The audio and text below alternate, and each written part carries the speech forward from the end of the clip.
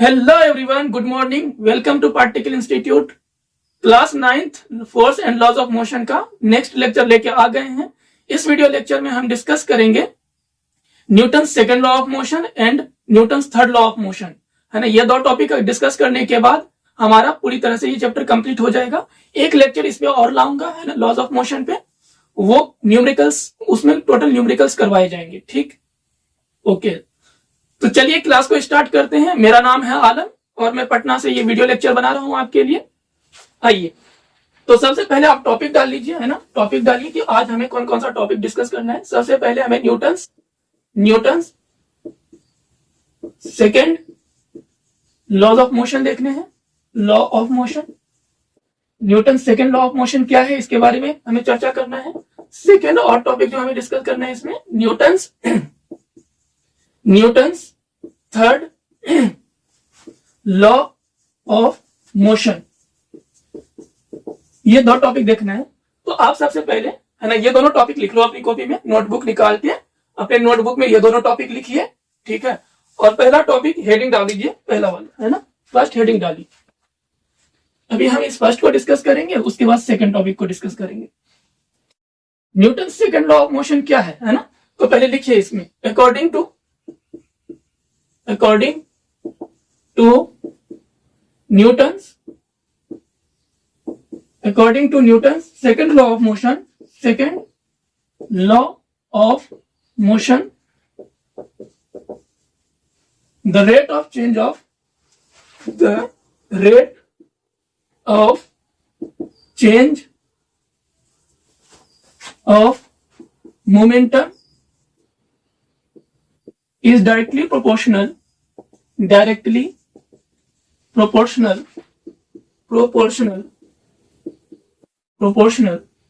to external unbalanced भी बोल सकते हैं, external force, and change in momentum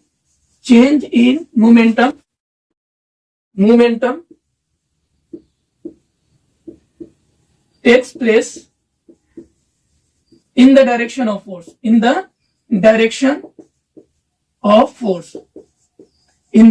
of force। जरा ये नोट डाउन करिए पहले, है ना, और समझिए इसे। According to Newton second law of motion, Newton second law of motion क्या कहना चाहता है? ये कह रहे हैं कि rate of change of momentum, यानी मोमेंटम का चेंज जो होते हैं वो डायरेक्टली प्रोपोर्शनल होते हैं। कैसे होते हैं? डायरेक्टली प्रोपोर्शनल होते हैं external applied force, external unbalanced force. इसका मतलब ये हुआ कि हमारे पास जो फोर्स है, मैथमेटिकली अगर देखें तो force is directly proportional to rate of change of momentum. Rate of change of momentum को ऐसे डिनोट करते हैं डेल्टा पी, यानी change in momentum upon time, change in time. ये चीजें हैं न्यूटन सेकेंड लॉ। मतलब ये हुआ कि किसी भी ऑब्जेक्ट पे जब हम फोर्स लगाते हैं तो उसका मोमेंटम टाइम के साथ कैसे चेंज हो रहा है, ये न्यूटन सेकेंड लॉ बताता है।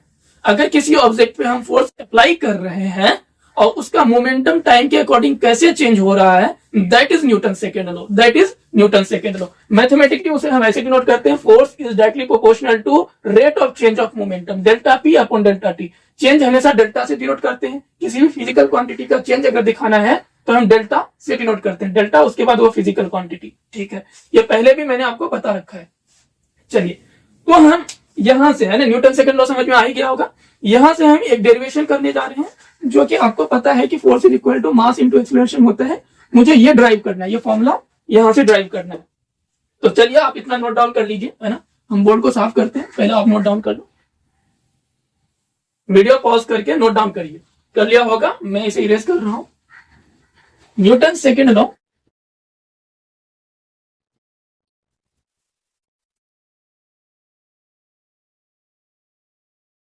हमने क्या देखा? जो फोर्स है, न्यूटन कहते हैं force is directly proportional to rate of change of momentum, delta P upon delta T, ठीक है। यहां पे एक सिचुएशन ले रहे हैं हम। क्या ले रहे हैं? एक सिचुएशन ये है कि एक लेवल रोड है, उस पर एक ऑब्जेक्ट रखा हुआ है।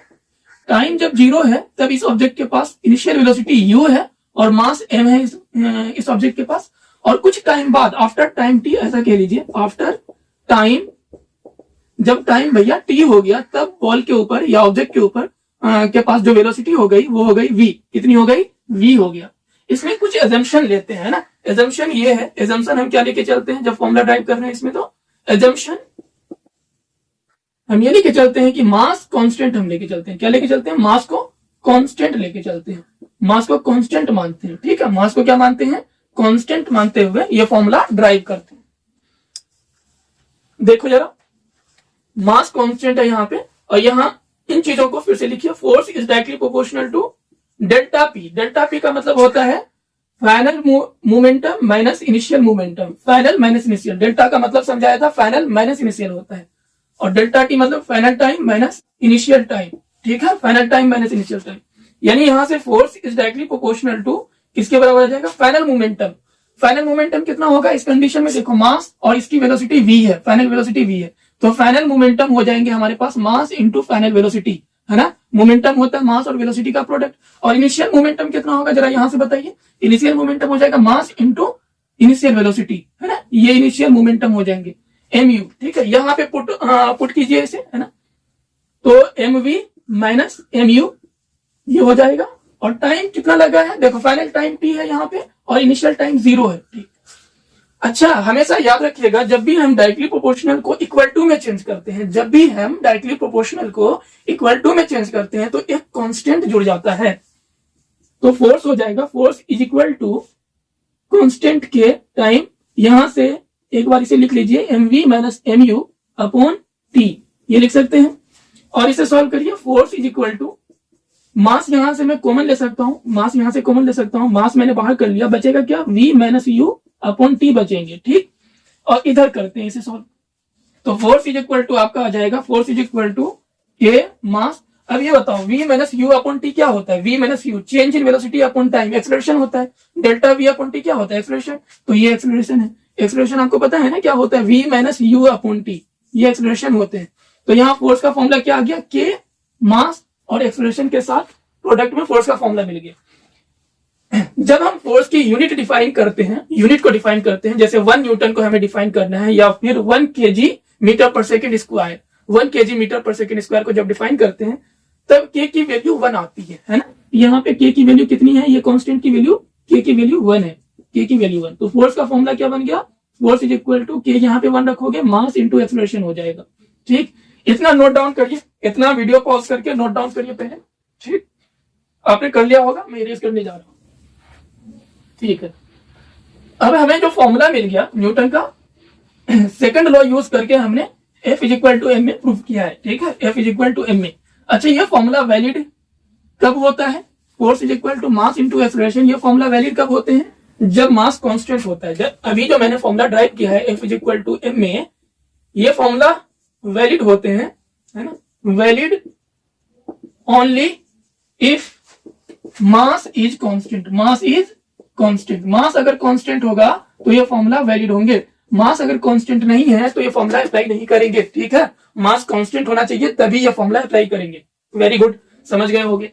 अच्छा, यहाँ पे आपको ये चीजें पता है, एसआई यूनिट क्या होता है? SI unit of force, SI unit of force आपको बता रखा है। न्यूटन होते हैं, क्या होते हैं? न्यूटन होते हैं, एन से डिनोट करते हैं न्यूटन को। अच्छा, इसके अकॉर्डिंग ये मास को किस में मेजर करते हैं? केजी में मेजर करते हैं सर। एक्सेलरेशन को किस में मेजर करते हैं? मीटर पर सेकंड स्क्वायर। तो केजी मीटर पर सेकंड स्क्वायर ही न्यूटन है। ठीक है, केजी मीटर पर सेकंड स्क्वायर ही क्या है? न्यूटन है। अच्छा, सीजीएस यूनिट अगर आपसे कोई पूछ ले कि सीजीएस यूनिट ऑफ फोर्स क्या होता है, तो क्या बताओगे? इसका सीजीएस यूनिट डाइन होता है। क्या होता है? डाइन होते हैं। डाइन का मतलब होता है ग्राम सेंटीमीटर पर सेकंड स्क्वायर। डाइन को ग्राम सेंटीमीटर पर सेकंड स्क्वायर कहते हैं।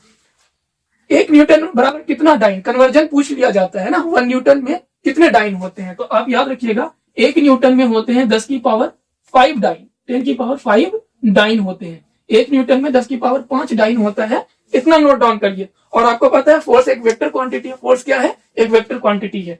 चलिए, इतना नोट डाउन कर लीजिए, वीडियो पॉज करके। अब क्वेश्चन लेते हैं, इसके ऊपर क्वेश्चन लेते हैं, है ना। कुछ एग्जाम्पल्स करते हैं ताकि हमारा कॉन्सेप्ट और बेटर हो जाए। क्वेश्चन नंबर 1 लिखिए। क्वेश्चन नंबर 1 लिखिए।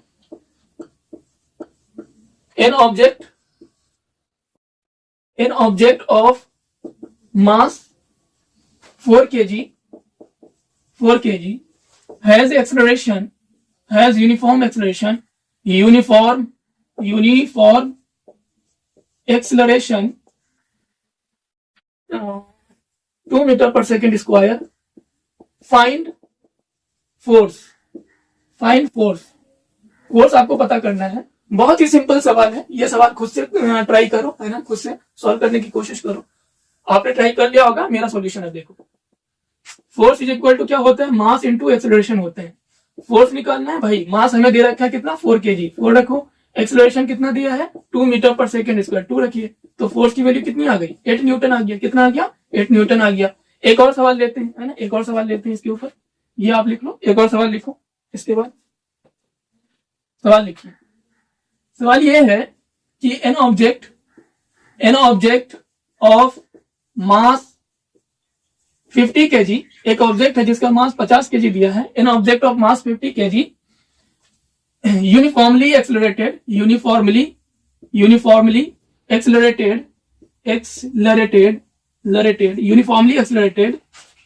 हैविंग वेलोसिटी या हैज वेलोसिटी 4 मीटर पर सेकेंड टू 8 मीटर पर सेकेंड इन 5 सेकेंड। ठीक है, एक ऑब्जेक्ट है जिसका मास 50 kg है, ये यूनिफॉर्मली एक्सलरेटेड मोशन कर रहे हैं और वेलोसिटी जो है 4 से 8 हो गया है 5 सेकेंड में। तो 4 मीटर पर सेकेंड जो होगी इनिशियल वेलोसिटी होगी, 8 मीटर पर सेकेंड जो होगा फाइनल वेलोसिटी होंगे। हमसे सबसे पहला क्वेश्चन ये पूछा है कि फाइंड इनिशियल मोमेंटम क्या होगा। इनिशियल मोमेंटम पूछा गया है, इनिशियल मोमेंटम। और पहला क्वेश्चन ये हो गया, हमसे इनिशियल मोमेंटम पूछा है। दूसरा सवाल पूछा है फाइनल मोमेंटम पूछा गया है। और थर्ड सवाल पूछा है कि फोर्स बता दो। थर्ड सवाल क्या पूछा है, फोर्स पूछा गया है। तो ये आप क्वेश्चन नोट डाउन करो, है ना, क्वेश्चन नोट डाउन करो और सॉल्यूशन करना स्टार्ट करिए इसको, फिर हम करते हैं। वीडियो पॉज करके ये करिए, ठीक है। इधर वाला तो कर ही लिया होगा, ये मिटा रहा हूं, इरेज कर दिया इधर वाला। अब देखो इसका सॉल्यूशन, है ना, इस वाले क्वेश्चन का सॉल्यूशन देखिए।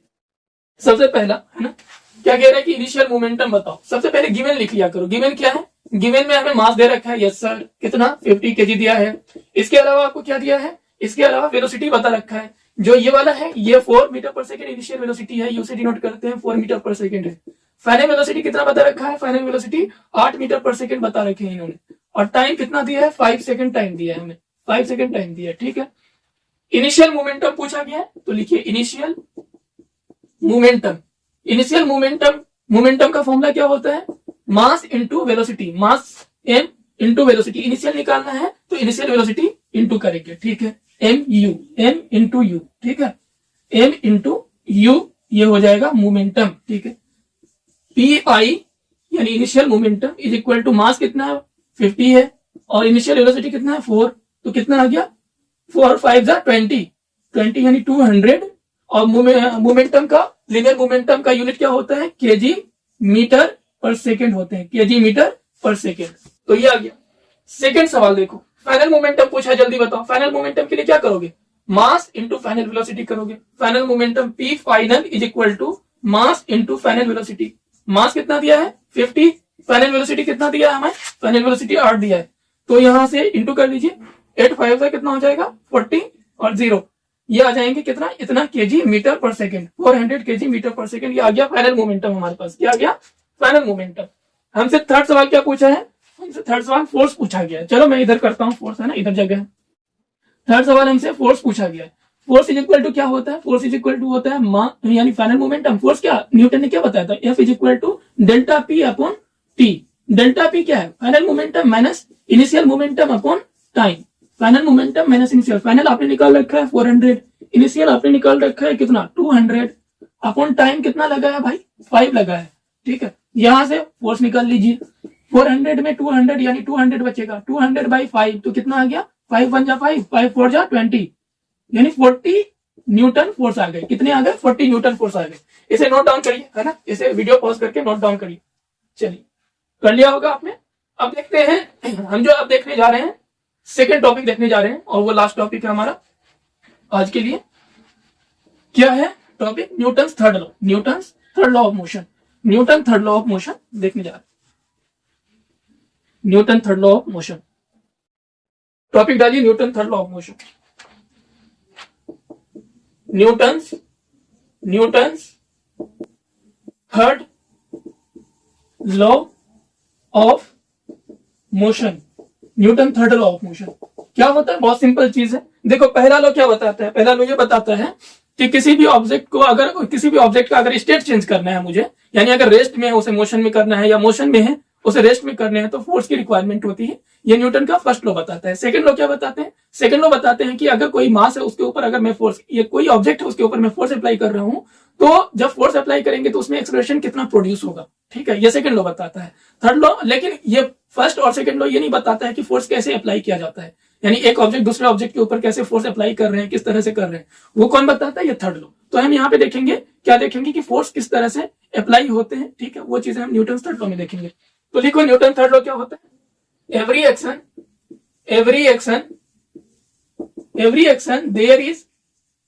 there is equal and opposite reaction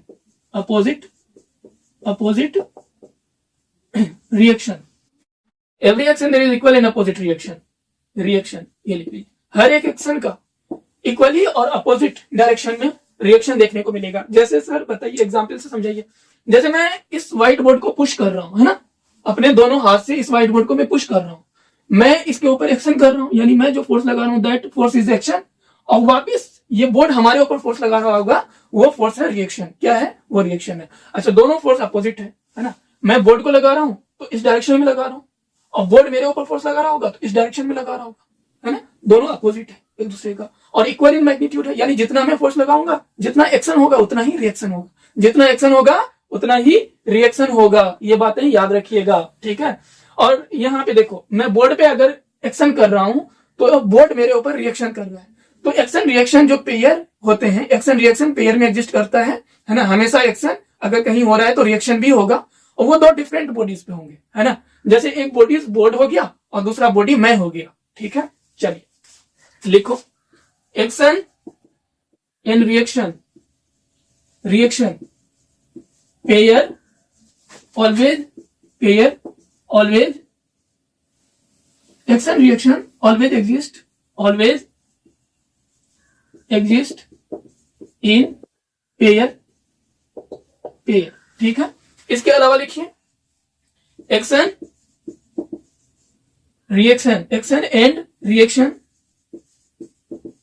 force act on two different bodies, दो अलग अलग बॉडीज पे ये फोर्स लगते हैं। टू डिफरेंट बॉडीज, दो डिफरेंट बॉडीज पे एक्शन रिएक्शन फोर्स लगता है, ठीक है।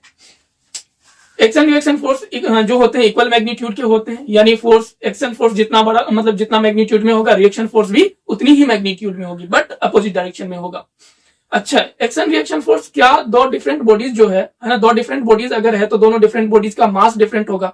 मास अगर डिफरेंट है ना, और सेम फोर्स लग रहे हैं दोनों मास पे, मास डिफरेंट है, सेम फोर्स एक्ट हो रहा है, तो एक्सेलरेशन भी डिफरेंट होगा। सेम मास अगर डिफरेंट मास है, सेम फोर्स एक्ट हो रहे हैं, same force on different mass, acceleration is different. ये नोट डाउन कर लीजिएगा, ठीक है।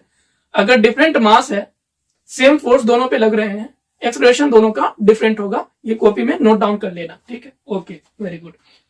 तो ये हमारा न्यूटन थर्ड लॉ था, ये भी कंप्लीट हो गया है ना। इतना ही था इसमें, और कुछ बड़ी चीजें नहीं है। ये कुछ एग्जांपल्स देख लीजिए न्यूटन थर्ड लॉ का, जैसे कहां पे एक्शन रिएक्शन फोर्सेस एक्चुअली हमें देखने को मिलते हैं।